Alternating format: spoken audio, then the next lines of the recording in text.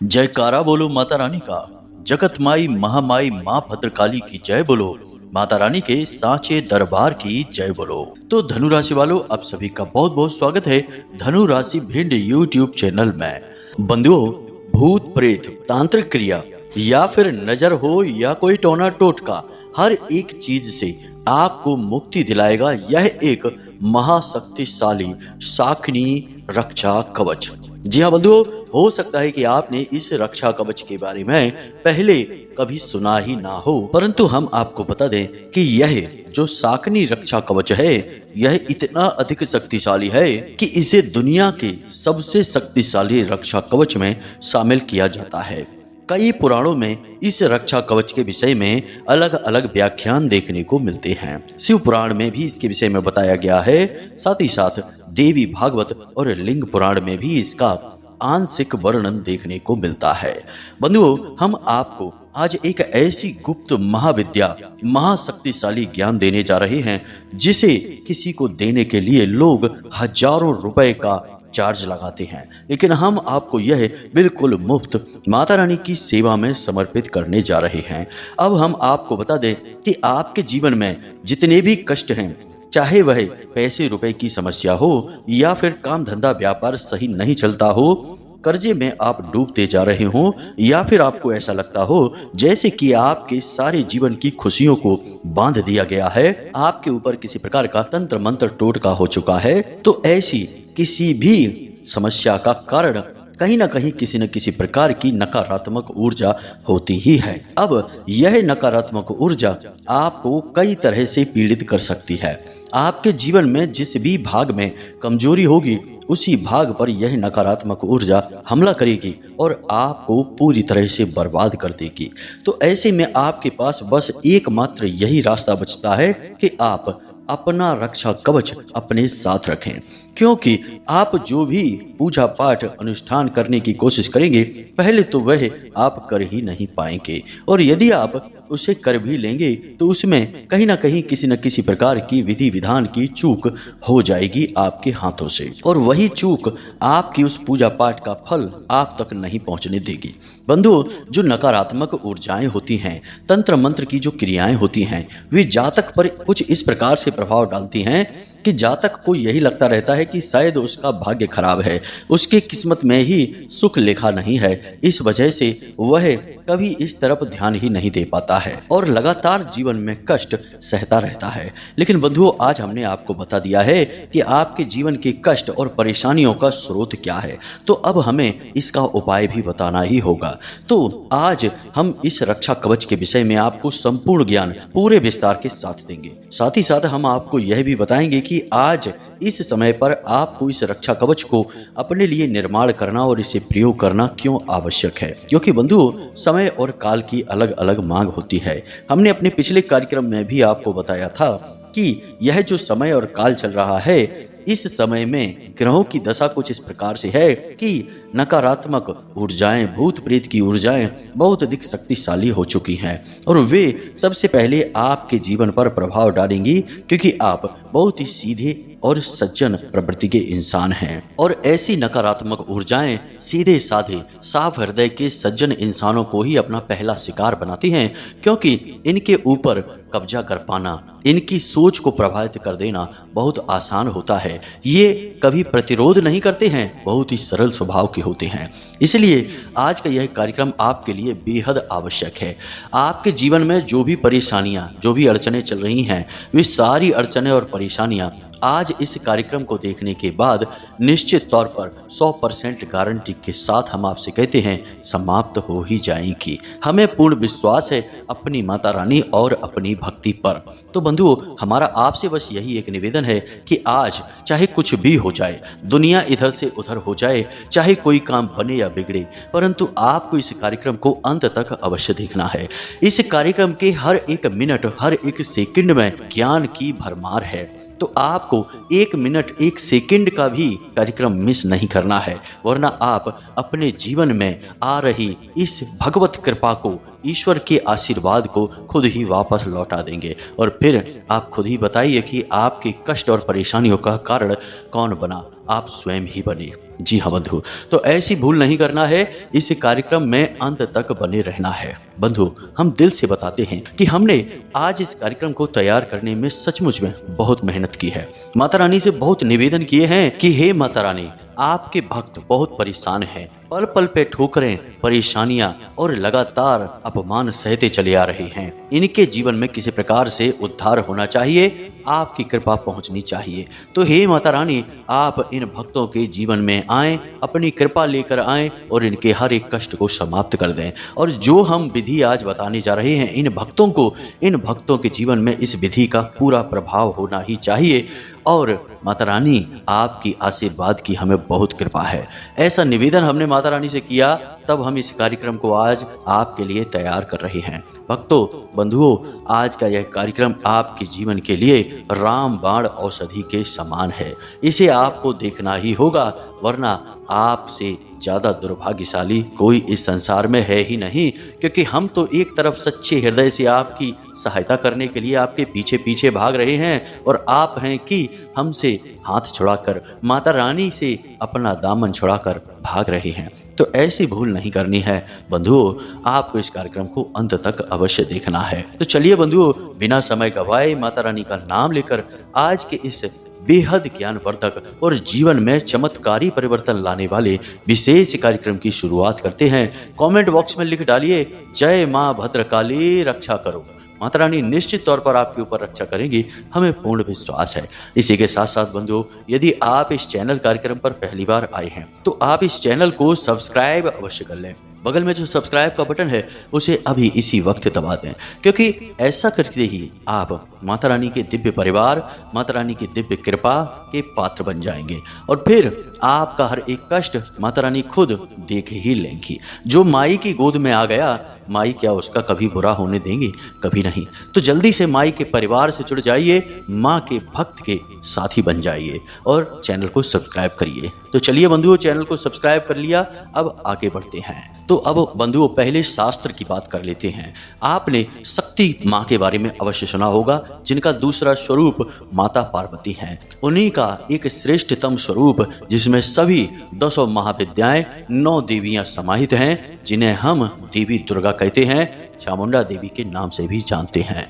ये देवी एक ऐसी महाशक्ति हैं जिनकी सेवा में दुनिया भर की सेविकाएं लगी रहती हैं, जिन्हें हम योगिनी, शाकनी, डाकनी और गढ़, दूत और भैरव के नाम से जानते हैं। बंधुओं, कभी भी देवी की सीधी कृपा प्राप्त कर पाना इतना आसान नहीं होता है। कई जन्मों की कठोर तपस्या के बाद भी कभी देवी का साक्षात्कार हो जाए, देवी की सीधी कृपा प्राप्त हो जाए, तो बड़ा सौभाग्य मानकर चलिए। एक जन्म की कठोर तप से तो देवी प्रसन्न होंगी भी नहीं, क्योंकि जिस देवी, जिस पराशक्ति, जिस महामाई की हम यहाँ बात कर रहे हैं, उसकी सेवा में तो संपूर्ण देवत्व, स्वर्ग, नरक और हर एक प्रकार की दैवीय ऊर्जा लगी हुई है, तब भी वह देवी किसी से प्रसन्न नहीं होती है। तो हम जैसे तुच्छ मानवों की तो हैसियत ही क्या है। परंतु इसका मतलब यह नहीं कि हम जब देवी की सेवा करते हैं, माता रानी की भक्ति करते हैं, तो हमें उनकी कृपा, उनका आशीर्वाद मिलता ही नहीं है। बंधुओं, ध्यान से सुनिए, यहाँ पर हम और गहराई में उतरेंगे शास्त्रों की, और आपको उदाहरणों के साथ चीजें समझाएंगे।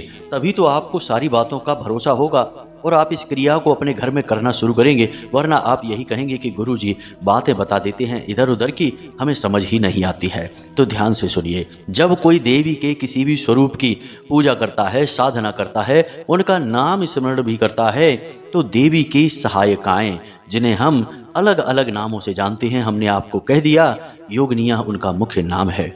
इन्हीं योगनियों का एक प्रकार शाकनी है, जिसका रक्षा कवच हम आज तैयार करने वाले हैं। और यह पूर्ण रूप से सात्विक होगा, आपको डरने की कोई आवश्यकता नहीं है, क्योंकि शाकनी नाम असल में लोगों ने नकारात्मक बना रखा है, क्योंकि यह बहुत ही तीव्र और बेहद शक्तिशाली और जरूर मदद मांगने पर आने वाली ऊर्जा है।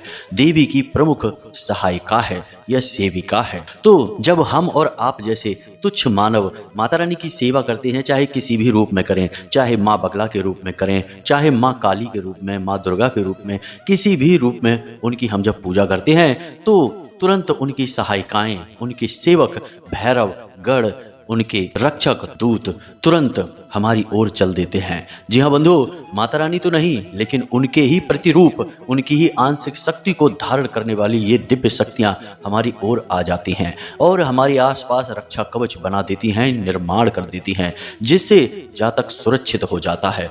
कभी कभी जब जातक अपनी साधनाओं को बढ़ाता है, बल देता है, तो उसे तरह तरह की अनुभूतियां होने लगती हैं। उसे ऐसा लगने लगता है जैसे कि उसके आसपास कोई है, लगातार 24 घंटे कोई उसके साथ रह रहा है। उसे हमेशा अपने आगे पीछे किसी न किसी के साथ होने की एहसास होता है। यही अनुभूति, यही एहसास इन दिव्य शक्तियों का होता है। यह देवी का नहीं परंतु देवी के आंशिक रूपों का होता है। तो ये जो देवी के आंशिक रूप होते हैं, इनमें भी देवी की जैसी ही दया भावना होती है, उनकी ही जैसी कृपा शक्ति होती है। बस देवी से इनकी शक्ति कमजोर होती है, परंतु हम मानवों के लिए तो यह बहुत ही शक्तिशाली हैं। देवी का ही स्वरूप हैं। जिनके ऊपर इनकी कृपा होने लगती है उनके जीवन में तो बारे न्यारे हो ही जाते हैं। हम एक उदाहरण देकर बताते हैं कि एक अध्यापक हैं और वे बहुत ही पीड़ित रहते थे। हमेशा तरह तरह के कारोबार में घाटा खाकर हर तरफ से निराश और परेशान होकर बैठे थे। एक बार तो स्थिति उनकी ऐसी भी आ गई कि इतना कर्जा और परेशानी बढ़ गई कि उन्हें ऐसा लगने लगा कि अब तो उन्हें सिर्फ इस संसार से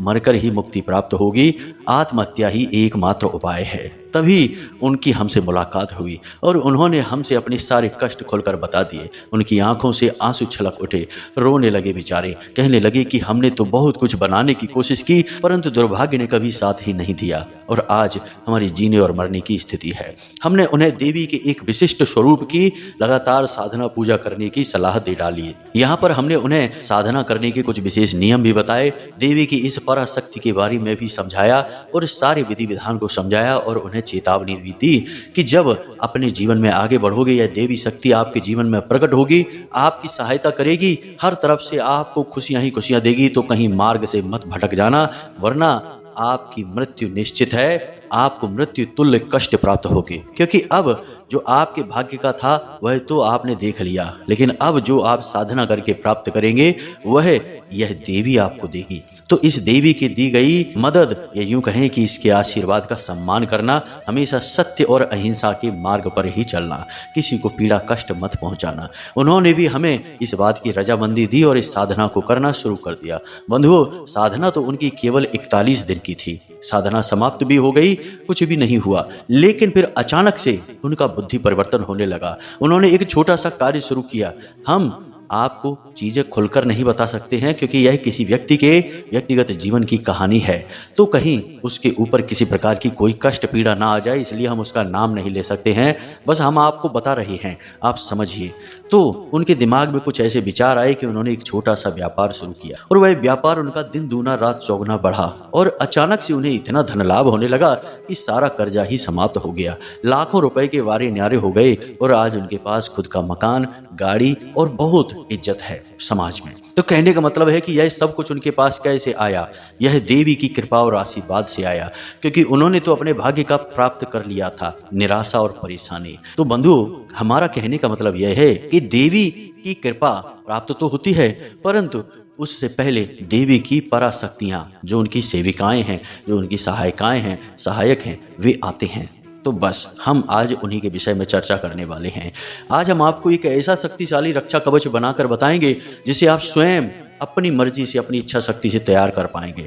परंतु बंधुओं, बात यही है कि जब हम किसी सात्विक शक्ति को साधने की कोशिश करते हैं तो हमें अपने जीवन से नकारात्मकताओं को समाप्त करना पड़ता है। यह पहली प्राथमिकता है। यदि हम अपने जीवन की नकारात्मकताओं को समाप्त किए बिना इन दिव्य शक्तियों को साधने की कोशिश करने लगेंगे, कवच आदि बनाने लगेंगे, तो इनका उल्टा प्रभाव भी पड़ सकता है।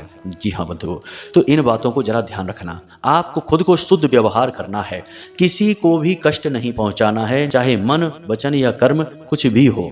किसी से गलत नहीं कहना है, गलत व्यवहार नहीं करना है, सत्य के मार्ग पर चलना है। जी हाँ बंधु, और इस रक्षा कवच को बनाते समय कुछ विशेष सावधानियां रखनी होंगी, इसके विषय में हम आगे आपको बताने जा रहे हैं। अब ध्यान से सुनिए, सारी बातें बहुत ही महत्वपूर्ण होने जा रही हैं। जैसे जैसे कार्यक्रम में हम आगे बढ़ रहे हैं, कार्यक्रम बेहद ही महत्वपूर्ण और बहुत ही आवश्यक होता जा रहा है।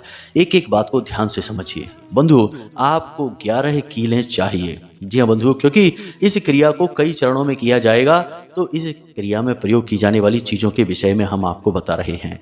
सबसे पहले आपको बता दें कि 11 कीलें चाहिए। और कील क्या होती है? जो चोभा होता है जिसे हम जूते वगैरह में प्रयोग करते हैं, जैसे जो मोची होते हैं जो जूते वगैरह को दबाने के लिए कील का प्रयोग करते हैं, वही कीलें चाहिए। 11 कीलें आपको चाहिए लोहे की।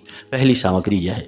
दूसरी सामग्री, आपको आक और धतूरे की जड़ चाहिए। जी हाँ बंधुओं, क्योंकि हम शाक्त की बातें कर रहे हैं, शैव की बातें कर रहे हैं, तो यह शैव साधना में प्रयोग होने वाली वस्तुएं हैं, इन्हें ध्यान से सुनते जाना।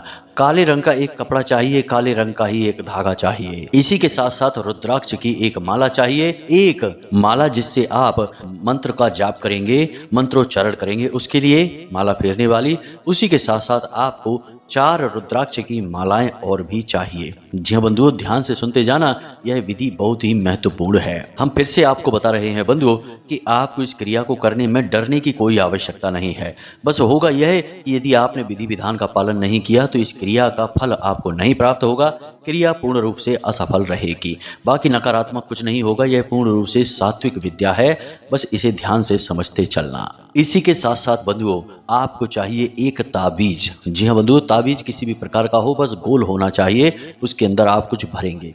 साथ ही साथ आपको काले रंग का एक धागा चाहिए। अब आप तैयार हो चुके हैं। अब यह क्रिया कैसे करनी है इसे ध्यान से समझिए। यह क्रिया शनिवार के दिन हो सकती है बस, और किसी भी दिन नहीं। तो अब ध्यान से सुनिए, आपने सारी सामग्री को एकत्रित करना है। रात्रि के समय लगभग 9 से 11 बजे के बीच अपने पूजा घर में स्नान आदि करके जाना है। गाय के घी का दीपक जलाना है।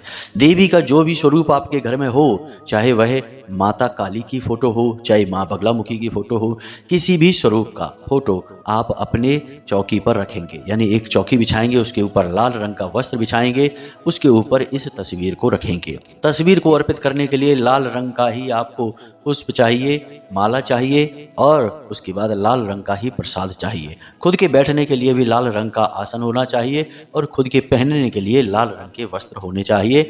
यदि लाल रंग के वस्त्र खुद पहनने के लिए नहीं है तो आप लाल रंग की कोई चादर या फिर बड़ी सी टावल, जिसे हम कहते हैं साफी कहते हैं, उसे आप ओढ़ लीजिए। जी हाँ बंधुओं, अब आपने जो 11 कीलें ली हैं, उन कीलों को आप किसी एक छोटी सी कटोरी में किसी बर्तन में रख लेंगे। उसे माता रानी के सामने अर्पित करेंगे। जो सामग्री आप लेकर आए हैं, जैसे कि धतूरा और आक की जड़ लेकर आए हैं, साथ ही साथ वह ताबीज, काला धागा, इन सब को आप माता रानी के चरणों में रखेंगे। प्रसाद के साथ इन्हें भी माता रानी को समर्पित कर देंगे। अब आपको क्या करना है, जरा ध्यान से सुनिए। रुद्राक्ष की आपके पास 5 मालाएं हैं। एक माला आप फेरने के लिए रखेंगे। 4 मालाएं आप माता रानी के सामने समर्पित करेंगे। संपूर्ण सामग्री को गंगा जल छिड़क कर पहले शुद्ध करेंगे, तब माता रानी को समर्पित करेंगे। अब एक लाल रंग की पेन लेंगे और सफेद रंग के एक कागज पर इस मंत्र को लिख लेंगे। यह दुनिया का सबसे शक्तिशाली शाक्त मंत्र है। इस मंत्र के प्रयोग से संपूर्ण ग्रहों की ऊर्जाएं समानांतर हो जाती हैं, आपके लिए सकारात्मक हो जाती हैं। इसी के साथ साथ माता रानी की संपूर्ण रूपों की साधना एक बार में हो जाती है। जी हाँ बंधुओं, इसे नवाड़ मंत्र कहते हैं। आपने इसके बारे में पहले भी सुना है, हमने आपको इसके विषय में पहले भी बताया है। तो आपको इस मंत्र को कम से कम 3 बार इस कागज पर लिखना है। बेहद छोटी राइटिंग में लिखेंगे, फिर इस कागज को फोल्ड करके हम उस ताबीज में भरेंगे। तो बंधुओं ध्यान से सुनना है। मंत्र आपको मोबाइल की स्क्रीन पर भी दिखाई दे रहा है, हम बोलकर भी बता रहे हैं। मंत्र कुछ इस प्रकार है। ओम ऐं ह्लीं क्लीं चामुंडाय विच्चय। ओम ऐं ह्लीं क्लीं चामुंडाय विच्चय। तो यह मंत्र है। इस मंत्र को आपको याद कर लेना है, इसी मंत्र को आपको लिखना है। अब माता रानी के सामने आपने धूप दीप नैवेद्य आदि समर्पित किए हैं। अब हाथ जोड़कर माता रानी से कृपा की, उनके आशीर्वाद की प्रार्थना करिए। माता रानी से कहिए कि हे माते, हम आपकी शरण में हैं, आपकी कृपा आशीर्वाद चाहते हैं। हमारे जीवन में बहुत कष्ट हैं, हम बहुत परेशान चल रहे हैं और आप यह सब देख रही हैं। हम अब आपकी शरण में हैं। और हम चाहते हैं कि आप हमारी मदद करें, हमारे कष्टों से हमें मुक्ति दिलाएं। जी हाँ बंधु, इस प्रकार माता रानी से निवेदन करिए। फिर रुद्राक्ष की माला उठाइए और उस माला से कम 3 माला इस मंत्र का जाप करना है। वैसे तो 9 माला जाप करना चाहिए, परंतु समय अभाव हो तो 3 माला कर लीजिए। अगर 9 माला जाप करेंगे तो इसका बहुत अच्छा फल है, सर्वोत्तम फल प्राप्त होता है। जी हाँ बंधु, खैर जब आपने इसका 3 या 9 माला जाप कर लिया, उसके बाद जो कागज पर आपने मंत्र लिखा है उसे फोल्ड करिए और उस कागज को उस ताबीज में भर दीजिए। उसी के साथ साथ जो आपने धूप जलाई थी उसकी थोड़ी सी भभूति है उसे भी उस ताबीज में भर दीजिए और उस ताबीज को बंद कर दीजिए। बंद करने के बाद उसे काले धागे में डालकर माता रानी के चरणों में फिर से समर्पित कर दीजिए। अब आपने जो काले रंग का कपड़ा लिया है उसमें धतूरा और आँख की जड़ जो है उसे भी बंद करके रख दीजिए। उस धतूरा और आँख की जड़ पर भी थोड़ा सा लाल सिंदूर और थोड़ी सी माई की भभूत चढ़ाएंगे। फिर उसके बाद काले रंग के धागे से लपेटकर उसकी पोटली का रूप देंगे और वही माता रानी के चरणों में रख देंगे। उसके बाद वे कीलें और रुद्राक्ष की माला भी माता रानी के सामने रखी छोड़ देंगे। उसके बाद माता रानी से निवेदन करेंगे कि हे माते, इन सब सामग्रियों में आप अपनी ऊर्जा भर दीजिए, अपना आशीर्वाद भर दीजिए। हमें आपकी कृपा की अत्यंत आवश्यकता है। हमारा जीवन बिल्कुल नरकमय बना हुआ है। इस कष्ट और परेशानी से हमें मुक्ति दिलाइए। इस प्रकार निवेदन करिए और इन संपूर्ण सामग्रियों को रात भर के लिए माता रानी के सामने रखी छोड़ दीजिए। रात भर के लिए यह सामग्री माता रानी के चरणों में रखी रहेगी। माता रानी की दिव्य कृपा इन सामग्रियों में समा जाएगी। अब यह आपका संपूर्ण रक्षा कवच है। अब इसे क्या करना है, अगले दिन सुबह सूर्योदय से पहले सोकर जागें। स्नान आदि करने के बाद माता रानी के मंदिर में जाइए, वहाँ थोड़ी साफ सफाई करिए, यानी अपना जो घर का पूजा घर है उसमें थोड़ी बहुत साफ सफाई करिए और फिर वहाँ पर गाय के घी का एक दीपक फिर से जला दीजिए। उसी रात वाले दीपक में मत जलाना, उस दीपक को उठाना, उसे अच्छी तरीके से धो लेना, उसके बाद ही उसमें आप दीपक जलाना। तो आपने गाय के घी का दीपक फिर से जला दिया। माता रानी से फिर निवेदन कर लिया कि हे माता रानी, हम जानते हैं कि आपने इन संपूर्ण सामग्रियों में अपनी कृपा भर दी है। अब हम इन सामग्रियों का प्रयोग बिल्कुल निर्भर होकर करेंगे। हमें पता है कि आप हमारे साथ हैं। इस प्रकार निवेदन करिए। अब वह जो ताबीज है उसे अपने गले में धारण कर लीजिए। वह जो पोटली आपने बनाई थी उसे अपने घर के मुख्य दरवाजे पर बांध दीजिए। अब जो 11 कीले हैं उन कीलों को आपको क्या करना है इसे ध्यान से समझिए। सबसे पहले अपने घर के चारों कोनों में, ठीक कोनों में, दीवालों में 2-2 कीलें आपको ठोक देनी है, यानी 8 कीलें हो गई। अब 2 कीलें आपको अपने घर के मुख्य दरवाजे के एक इधर और एक उधर अंदर की ओर से ठोक देनी है। 10 कीलें हो गई। अब एक कील को आपको अपने पूजा घर में माता रानी के चरणों में हमेशा के लिए रखी छोड़ देनी है। जी हाँ बंधु, इसे कीलन कहते हैं। कीलन करने से आपके घर में कोई भी नकारात्मक ऊर्जा रुकेगी ही नहीं, तुरंत भाग जाएगी सिर पर पैर रखकर। जी हाँ बंधु, क्योंकि माता रानी की चारों तरफ से कृपा दृष्टि आपके घर पर हो चुकी है। इसी के साथ साथ बाहर से भी कोई भी नकारात्मक ऊर्जा आपके घर में प्रवेश कर नहीं पाएगी, क्योंकि रक्षा कवच आपके घर के चारों तरफ बन चुका है। अब जो रुद्राक्ष की 5 मालाएं हैं उनमें जिस एक माला से आपने माला फेरी थी उसे आप पूजा घर में ही रखी छोड़ दें। माता रानी के पास कपड़े में लपेट कर रखें या फिर जो गोमुख होती है उसमें उसे रख कर रखें। अब जो 4 मालाएं हैं उन्हें किसी भी लाल रंग के कपड़े में लपेटकर अपने घर के चारों कोनों में रख दें। जी हाँ बंधु, रुद्राक्ष भगवान भोलेनाथ का स्वरूप है और आपने चारों तरफ से भोले बाबा और मां शक्ति की कृपा प्राप्त कर ली है। आपके घर के चारों ओर रक्षा कवच तैयार हो चुका है। बंधुओं, इस विधि से आप इस रक्षा कवच को तैयार करिए और उसके बाद बिल्कुल बेफिक्र हो जाइए। जी हाँ बंधु, किसी भी प्रकार की परेशानी, नकारात्मक ऊर्जा, तंत्र मंत्र, टोना टोटका होगा तुरंत समाप्त हो जाएगा। जिस दिन आप इस क्रिया को करेंगे उसी दिन से आपको इसका प्रभाव महसूस होना शुरू हो जाएगा। आपके घर में वातावरण बदलने लगेगा, आपके स्वयं के शरीर में ऊर्जाओं का प्रवाह बदलने लगेगा, आपको बहुत अच्छा महसूस होने लगेगा। लोग दौड़ दौड़ कर आपकी मदद के लिए आगे आएंगे। आपके रुके हुए काम अपने आप गति पकड़ लेंगे। जहां लोग आपके लिए ना बोल रहे थे वहां अब आपके लिए हाँ बोलने लगेंगे। जी हाँ बंधुओं, आपका वर्चस्व बढ़ने लगेगा। बंधुओं, हमने यह प्रयोग बहुत लोगों को बताया है गुप्त रूप से, खुलेआम नहीं बताते हम, क्योंकि लोग इसे कर नहीं पाते हैं। कभी कभी करने में बहुत मूर्खता भी कर देते हैं। ऐसे में उन्हें दुष्परिणाम देखने को मिलते हैं। तो कहते हैं कि गुरुजी आपने हमें ये प्रयोग बताया और हम तो उल्टा बहुत परेशान हो गए। तो भाई, जब आप कोई सकारात्मक कार्य करते हैं तो गलत कार्य नहीं कर सकते हैं। आपने जब यह रक्षा कवच अपने लिए बनाया तो अब हर वक्त माता की जो सहायिकाएं हैं, सेविकाएं हैं, जो उनकी ऊर्जा पराशक्ति हैं, वे आपके साथ रहेंगी। तो अब ऐसे में आप शराब नहीं पी सकते, जुआ नहीं खेल सकते, मांसाहार नहीं कर सकते हैं, गलत भोजन और गलत वातावरण नहीं कर सकते हैं, किसी की चुगलियां नहीं कर सकते, गलत कार्य नहीं कर सकते, किसी का हक मार कर नहीं खा सकते हैं। मतलब कहने का यह है कि अब आपको बहुत ही सात्विक और साधारण बनकर रहना है। गलत तरीके से कोई भी कार्य करेंगे तो उसकी तुरंत सजा मिल जाएगी, क्योंकि अब आपका जीवन देवी के संरक्षण में है। और देवी कौन है? देवी सात्विक सकारात्मक ऊर्जा है। कोई भी गलत कार्य नहीं बर्दाश्त करेंगी। यह बात आप खुद ही समझते हैं। तो चलिए बंधुओं, आज के इस कार्यक्रम में बस इतना ही ज्ञान देंगे। कल फिर से हाजिर होंगे कोई विशेष महान ज्ञान को लेकर। तब तक के लिए कार्यक्रम से विदा चाहेंगे। हमेशा हंसते रहिए, मुस्कुराते रहिए, सकारात्मक रहिए, माता रानी में अपनी आस्था और विश्वास बनाकर रखिए। हमेशा प्रेम से बोलिए, जय माई की, जय मां भद्रकाली। माता रानी आपका कल्याण करेंगी। धन्यवाद।